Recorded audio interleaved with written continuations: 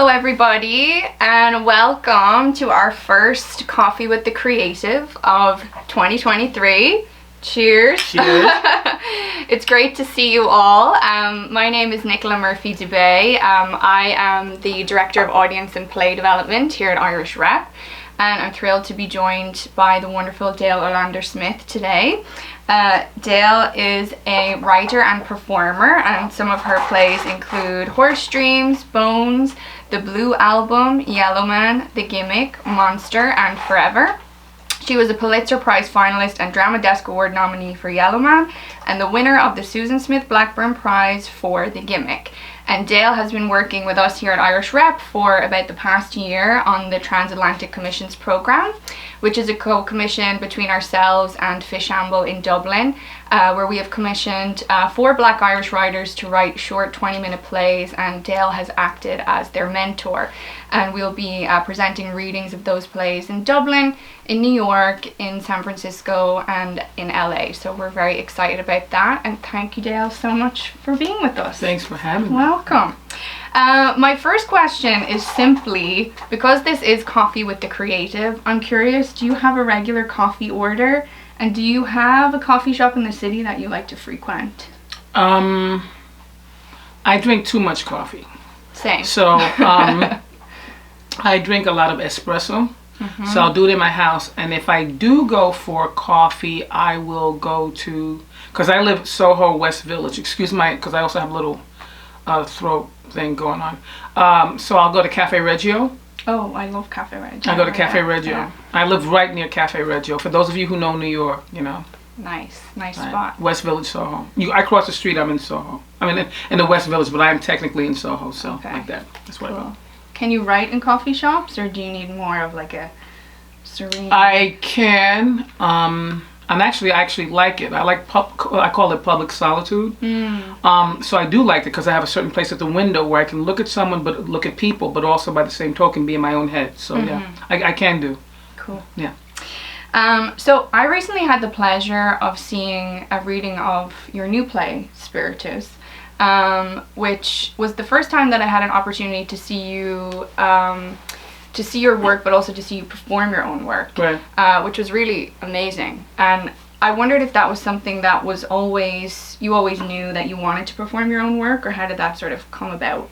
I didn't want to always perform my own work. I mean, the reason why I did it is because, you know, the kind of work that I wanted to do was not available to me, you know, so, and also, you know, physically, it's like, you know, I go back, you know, I'm 63, so like the work that was available to me, like say in the 70s until like the 90s, you know, because I didn't fit, you know, I mean, I was not considered, you know, a leading woman or whatever that is, a leading person, and more of a, I mean, even when I was 13, I was one of those people that they casted because I'm a tall, big girl, so they made me older, and you know, that there's a lot of stereotypes around that, so I said, let me write my own stuff. So that's how that began. Okay. Yeah. Cool. I wanted to talk a little bit about mentorship, because that's your role in the Transatlantic Commissions Program. Right. And I think mentorship is so important, and we don't always have it in the theater world in the same way as like it exists in like the corporate world, for example. Even for me, actually, Joe Gervasi, who currently plays Nag in Endgame, is somebody I would consider a mentor, who's sort of been there for me, like, you know, if I have questions about the industry over the years, and I just think that's so invaluable. I'm curious if you had a mentor in the early stages of your career, and sort of what you think makes a good mentor. I mean, my mentors, yes, they were certain acting teachers that I had, and also again, there's an organization called the New Eurekan Poets Cafe, which is on the Lower East Side. A couple of those guys were my mentors, like Miguel Algarin, and there was a guy called Steve Cannon. And I think, again, there's been a few. I think a good mentor can listen to how, not only to the story that's being told, what does this writer want? And also, again, what I tend to ask the writers is you come up with a series of questions. And be respectful of what's on the page and what this person wants to say, because the danger of bad mentorship is you have someone who's a frustrated writer, who's not being respectful of what's on that page and what's going to go on that stage, and how do you bring out what's there, opposed to like, you overriding those ideas with your own sense of what should be there.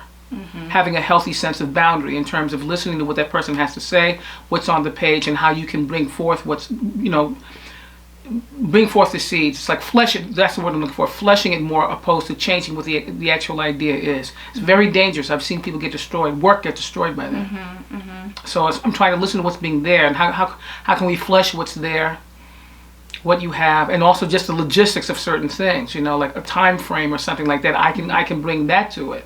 But in terms of actually trying to tell somebody how to write, Right. Yeah. That's dangerous. Yeah, I've had the opportunity to see a little bit of some of the mentoring, and just in terms of interrogating character and asking questions. I love how you sort of always challenge to find both the good and the bad parts of characters, to be able to see things from both sides. Well, you have to, because again, it's like we may not necessarily like the person that we're watching or we're seeing or reading, but we have to understand them. Yeah.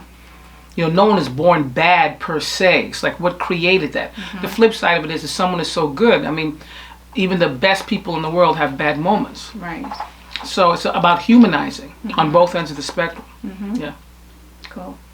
I've gotten to know you a little bit over the past year, and some of the words that sort of come to mind when I think about you and your work are fearless, curious, freedom. I think particularly with regards to what you want to write about, a freedom with that. But I'm sure you've tackled a lot of heavy themes and subject matter, and I'm sure that there must be, alongside that fearlessness and that bravery, a doubt and even a fear that comes into play when you're tackling some of those things.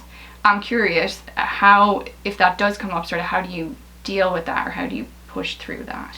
I think push through is the operative word, because I still have fear. I mean, and also, again, I'm sure there are people on this thing. There are people you've never heard of me before. There are certain people you think you've heard of me before. If you have heard of me before, it's like you might know me for one thing, and it's just whatever it is. I mean, if I were to write a certain way, I could be much more quote unquote popular. And I'm not saying this out of any sense of oh gosh, I'm a real artiste. Because I could use the money, I'm going to tell you right now. But having said all of that, I have to follow my gut, because if I don't follow my gut, it turns against me.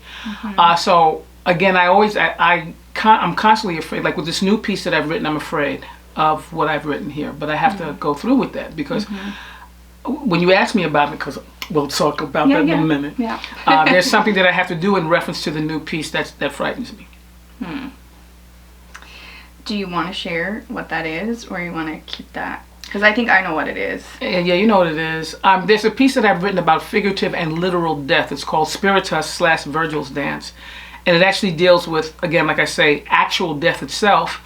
So from the end of this month, February 28th to March the 1st, which is just one day, I'm going to Louisiana to see an embalming. Wow. How are you feeling about that?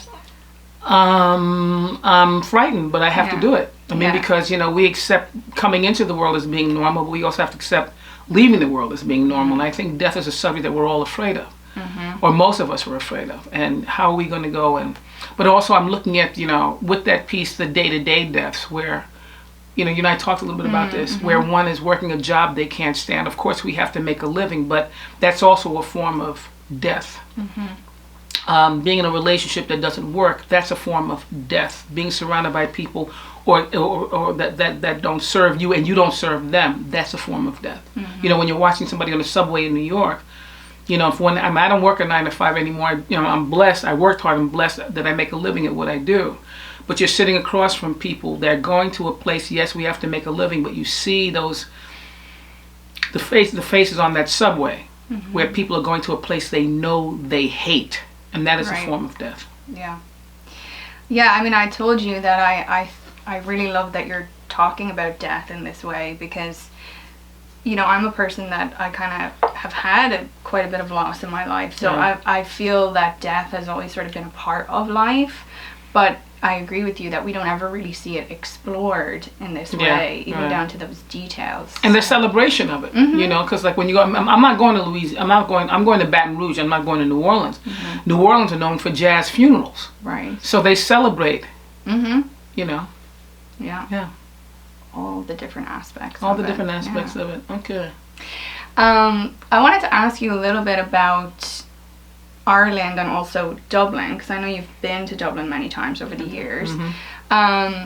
And, you know, Dublin is my hometown, and I feel that in the past, you know, 20 years, it has really moved from a homogenous, like, monocultural society to a multicultural society. It's one of the reasons why I think that our commissions program is so important, because we need to start reflecting in the work that we're seeing, you know, everyday life, you know, in Dublin. I'm curious if that's sort of, if you can maybe talk to your experience kind of going there over the years. Like, has it changed? Have you sort of had the same observations? And is there anything that you would be looking forward to about returning to Dublin, were you to return? Well, again, and at the expense of sounding stereotype, please bear with me. I mean, my exposure to Celt culture was Eugene O'Neill, who had in fact never went to Ireland. Right. And it's a long short, but I remember, like, as a child, there used to be a thing called the movie of the week. For those of you who are from New York, you know, so they would have a Paul Newman week, they would have a Katharine Hepburn week, Sidney Poitier week, and I remember the first thing I saw was the Katharine Hepburn week, was Long Day's Journey into Night. And they would play it, because this is the way it went. It's old school television. 4 o'clock on Channel 2 was Mike Douglas. And then from 4 o'clock to 4:30 on Channel 7 was Dark Shadows. From 4:30 to 6 o'clock was the movie. They're laughing. Some of these people recognize it. Was the movie of the week, and so they showed Long Day's Journey into Night, and I said, who wrote this? What is this? Because all the stuff that was going on in that house, me growing up in the 60s, was around me in East Harlem and the South Bronx where I grew up. Right. So that was my introduction to that. And then I remember sitting down and reading it. I went, oh my God, this is incredible. And then throughout the years following that stuff, and then also, you know, being into rock and roll, then later on hearing Thin Lizzy. Oh yeah. Right? My favorite band. Oh man, you know, and then it's like that. It just kind of took off from there. And then, although I can't stand him, the love of my life, I still say that, is from there. I hope he's not doing well. That's nasty thing to say. And he brought me to my favorite pub there, which is Grogan's. Yes. You know, so I love Grogan's, and the Palace I love. But yeah, that was my introduction to stuff. You know, just reading, and you know, then later on reading, you know, Joyce and Sean O'Casey, and yeah. And do you think, like, have you kind of seen what I was referencing there with regards to, like, the differences? Well, the first time I went, which was in 2000, right? I mean, people looked at me kind of, you know, my hair's been all kinds of different colors, but I stood out. I was, you know, they used to see black women. I mean, more so black men at Trinity, because they were studying to be doctors and stuff like that. But as a woman, it was just like, you know, people, and it wasn't unfriendly. It was just more curious. Right. I mean, I did have a few incidents where people did say something out and out nasty and racist. Just you guys kind of go. And when I say to you, come here, let me knock you out. No, you know, come over here so I can hit you. Right. Because I will hit you. Yeah. You know, so no one did that, you know. But it was just, but it was more curious, and I loved it. Yeah. Yeah. I think it's great, you know, the four writers that we have, like, identify as black and Irish, and I think it's great that we get to see that work, not only in Dublin, but also in the United States. You know, I think that's a new Ireland, and I think it's really important that we, you know, we're getting to showcase that talent. I also hope that we have that over here in terms of seeing that, you know, within the black community, there's also a diaspora as well. You know, we're trying to, like, work with that as well, you know, to make sure that that's there as well. So, yeah, definitely. Yeah, we were talking about every that group earlier. of people are a melting pot within a melting pot. Exactly. Yeah. Yes. Yeah. Right. Lots to explore and lots to discover. So. Right. I'm going to ask one more question before I open it up to Amelia's going to field some questions that we have from those that are joining us live. I was just curious about Raw Boys, which is a play of yours that I know has specifically Irish characters in there. Do you read it? Yeah. My God, it's epic, isn't it? It's epic, yes. Oh my God. I was just curious where the sort of inspiration for that came from. Spent a lot of time in New York, in the East Village. There were a lot of kids that were coming over from Ireland, Scotland, England, and there's a couple of bars that people hung out in. It was Mona's on 13th Street. There was another bar called Sophie's on 5th Street between A and B. Okay. Kids were coming over.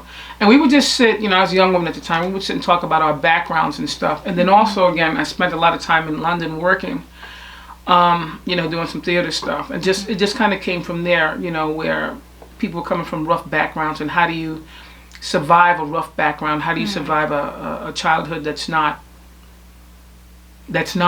Yeah. and give birth to yourself or no? Yeah. Yeah, so that's the thing that interests me. Yeah. Cool. Yeah. So now, lovely Irish Rep members, is an opportunity for you all to ask some questions of Dael and Nicola, about Dael's career, about the Transatlantic Commissions Program. A question from our member Arnold for Dael. Hi, Arnold. Hi. I loved you at Long Wharf in The Gimmick. Can you talk about the importance of libraries in your youth? Libraries, I think, saved me, and it opened up the world to me. And I realized, and what does a book or what does a piece of art make you realize? It makes you realize that you're not alone. It validates as to why you're here, and that's what all art does. So that's what libraries are important. Oh my God, I couldn't wait to have a library card. And when I got one, Arnold, it was just phenomenal. It was great. Yeah. It hooked me into the world. Next question I have is from Sylvia. Sylvia, do you want to come off mute to ask? My question to you is, over the last year, as you were working with these young writers, what was your favorite thing? What was surprising? What inspired you? Like, what of all of the things, what was the most, like, what were the benefits and the fun parts for you? Sometimes as we get older, I don't tend to think that I do this really as much, although I do giving you a mixed answer. The passion that they had. And as I get older, there are 3 words that I really want to keep reminding myself of. I don't know. By that, what I mean is there's an openness in terms of listening to other people's experiences and not getting so cynical, because sometimes certain people, as they get older, there's nothing more you can teach them. Yeah, and so I love their willingness to go to certain places. Listening to also in terms of diaspora, right, and the similarities of them being Afro and Irish. It's like certain things culturally that were different and are also very similar. And their willingness to jump in and also reminding me, it's like I have to, I'm always a curious person, but it really brought me back to like 40 years ago when I was trying to search the world in certain places. And some of them were actually much more advanced than I was, So again, that's the thing. I loved working with this group. They were so great. They were open and raw and just willing to take in stuff. And they all actually ended up writing very different pieces. Yes, they did. Which They did is ended up, really yeah. Cool. Yeah. So I loved it. I've got a question from Shay. Hey, Dael, so great of you to come and talk to all of us. Thank you so much. As a director who's been working with underserved communities in New York for a long time, I know about the fact that this transition time to becoming integrated. I'm wondering how it feels to be the Black artist who's invited into the group that has not been, the whole group, the theater world, that has not been inclusive in the past, and how awkward or uncomfortable or how much discomfort is there in that position, and how do you overcome that yourself? In this group or in a group or in general? In the theater world in general. I'm here. That's my response is to anybody. I'm here. Been there. I've had moments where it's been funky, but I think a lot of the time it's also I don't say this easily. There's an expectation from both ends of the spectrum, from many ends of the spectrum, where I'm expected to write a certain way. It's a given I'm Black and female. I don't have to think twice about it. I'm not responsible for what the way other people think about that in reference to that. Wherever I am, I make that my home. And if anybody has a problem with that, I walk. Now, my career can be a hell of a lot bigger if I would continue to write a certain way. I won't do it. I write all kinds of things. I write all kinds of plays. I hang with all kinds of people. I hang out with everybody. I am, in the words of, Scottish poet Robert Burns, a citizen of the world. But having said that, because I think that way doesn't mean that everyone does. So sometimes I have to maneuver with that and work with that. But I don't see myself as a victim. I refuse to play into that. And also, I come from the background that you talk about, and sometimes, and I don't know you, so I can't say this, the expectation is for me to be some sort of feral child a lot of the time. When people say that you come from, you're of color and you come from this background and that background, I think that also adds to a certain kind of stereotype where automatically you're going to be innately, intellectually, and emotionally inferior. And that's been a lot of the thing that I went through, where people assume because I was from Harlem and the South Bronx that somehow they needed to quote unquote take care of me. I don't need that. You just get out of my way, give me the money to do my work, the money that I deserve because I work, writing and acting is work, and let me do it.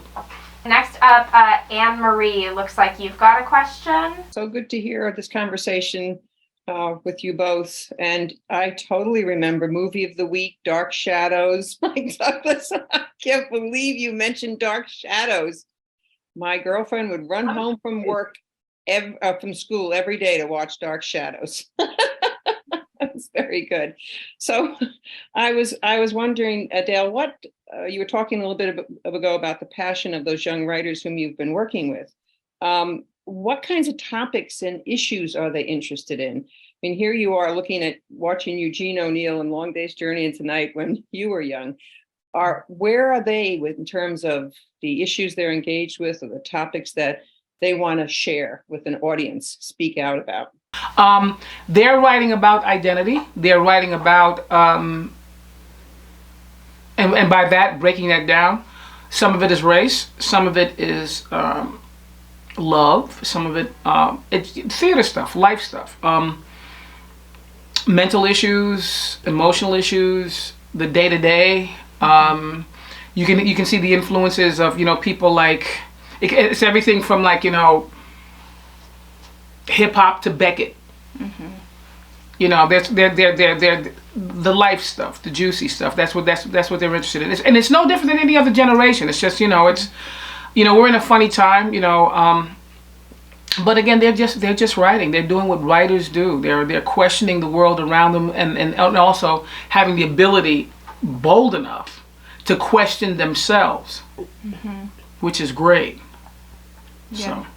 And there is, like we were saying before, there's such a varying degree of style too. Yeah, it really is. Has come out of it, which is great. Because some of it is poetry, mm-hmm. Some poetry performance. Some of it is. There's one writer who's they're all wonderful, but there's one writer you can tell that he's really influenced by Sarah Kane. Mm-hmm. And if you don't know who Sarah Kane is, look her up. It really is. I mean, there's a diaspora within a diaspora, which is what's supposed to happen. Yeah. They're different individuals, and they're doing some beautiful work. So they're questioning the world like the way any great writers, and I think they're great writers. Yeah, will do. Yeah. I do too. I'm very excited about it, and as well. We are having shared readings of the pieces in New York on March 20th and 21st at Irish Rep. Before that, we'll be in Dublin, and then the writers will go over to the West Coast for anybody in San Francisco or LA. They'll be at the public libraries, which is great. That's great.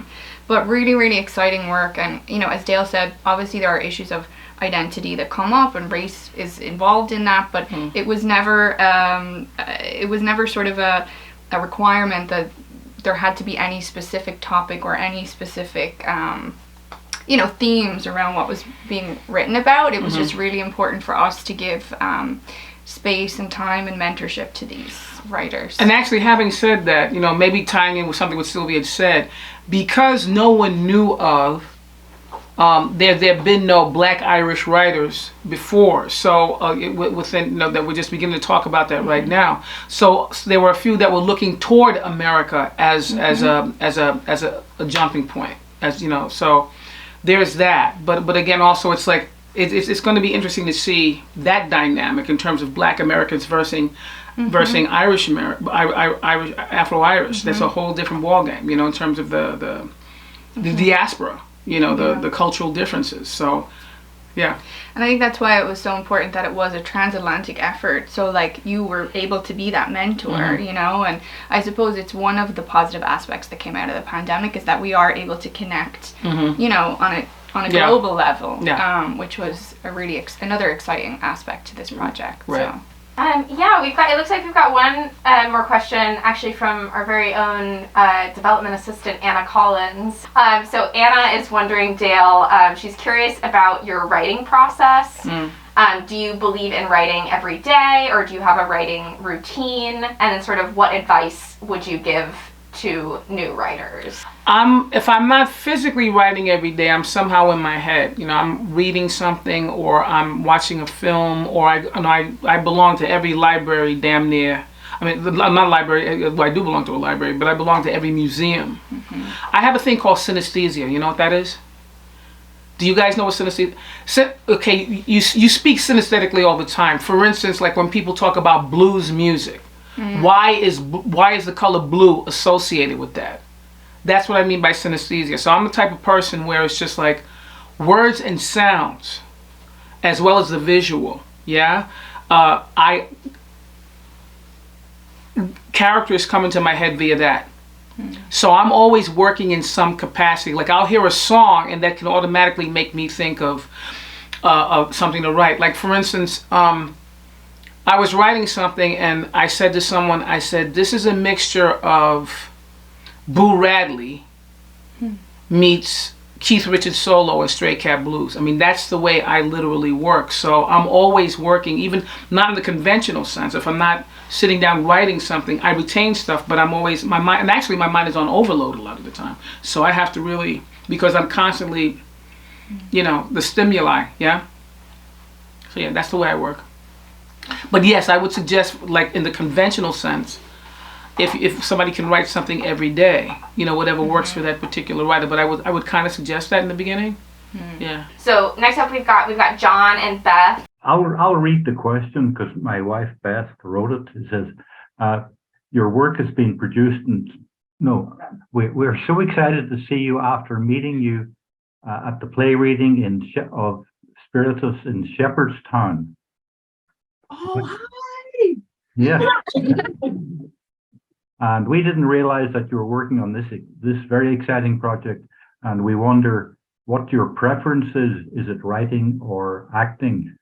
And by the way, I have an Irish connection because I was born in Northern Ireland, and now I'm living in West Virginia. If you can explain that. Yeah, I totally remember you. And my question to you was, were you from Belfast? And I just because I could hear you. As I get older, I really prefer writing more. A lot of times I do my own work is because I want it done properly. You know, I've seen where people, where there were people who were talented, but they were miscast and it misrepresents the work. So as I get older, I prefer more so to write because I love the solitary time. I also want to work on a novel, and I am so glad that you came on this. Yeah. Tell me who your connection is, darling. Who's your connection? Who do you got? We'll see each other in because I'm coming to do the play in West Virginia this summer. Great. So I'm going to be at CATF. It's wonderful that you came on. Thank you.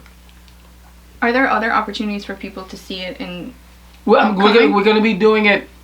It's a theater in New York called Rattlestick that's going to be doing it. You know, that's a growing theater. It's a great little theater in the West Village. That's just got a significant amount of money, and they're building that thing up, and they're doing great work. That'll be like in winter of 24. Great. Right.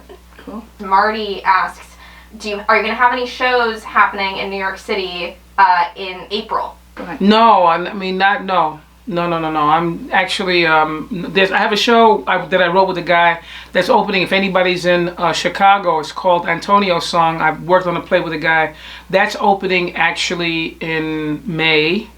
But in terms of me in New York, no. I'm actually working on an old piece and then memorizing Spiritus. So, yeah.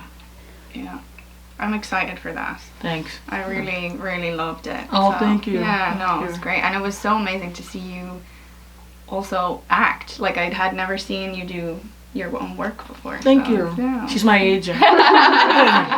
So we're gonna do just one last question, and then I'll pass it back over, Nicola, to you and Dael to wrap up kind of however you want. I do, just before I give up my control, I just want to say thank you to all our members for supporting Irish Rep. We are so grateful to you. You make all of this possible, what happens on our main stage, the work that Dael's doing with these wonderful writers. So thank you so much. Thanks for joining us on Zoom. And I'll just do this. I'm going to read aloud this last question from Colleen. She is one of our wonderful board members and a big part in making this project happen. So big thanks also to Colleen, who Dael is wondering. Your work has been produced at so many theaters throughout the country. Is there a particular one you enjoyed working with? She says she's heard many American actors talk about how great the National Theater is for workshopping plays. So, in other words, what's my favorite place? Worldwide? You get me into trouble, you know. But I'll tell you, like, a place I really love where we had a great time was at the Druid in Galway. That was a lot of fun. And also recently, there's a play I did that's more recent called Until the Flood, which is about the Michael Brown shooting, and it's a one-hander, but can be done multi-character. And last year we were in Berlin at the Schaubühne, and we had a great time in Berlin. So both those places were really great. Yeah. Amazing. Yeah. It's like McDonough. There's a place called McDonough, has great fish and chips in Galway. Oh my God, that was so much fun. So yeah, those two places were the best ones out. Yeah. Galway's one of my favorite cities. It's beautiful. Right? Yeah. Have you been to McDonough's? I'm sure I have. So it's right near. It's right next to it. Right next to Druid? Yeah. Everything is pretty much there on Key Street. I know right? it is. Yeah, it's fun. Yeah, it's beautiful. So those two places, the Druid and the Schaubühne in Berlin. Yeah. Amazing. It's great. Thank you so much. Thank you, Colleen. And thanks for having me. I hope you got something out of this. Yeah. Thank you so much for doing this. Thanks for having me. I would love to close with one final question. I just have been thinking about this a lot because we've had so many student groups come to see Endgame, which is great, and I'm really passionate about engaging like our sort of next generation of theater goers. I'm curious if you could pass along one piece of advice to your younger self, what would that be? Don't try so hard. Okay. You'll be okay. Great. Yeah. Don't try so hard, you'll be okay. That sounds like a good note to close out on. Thank you so much, Dael. Thank you everybody for joining us, and if you are in New York, we would love you to come by when we do have the readings on in March. Do keep an eye out, we're going to be announcing that pretty soon. So yeah. Come by in March. Just come by. Don't drop everything, just come by. Yeah. Come on by. It's going to be great fun. We're going to have a great time. Great writing, great people. Right. Yeah, we're going to celebrate that. Right. So thank you all.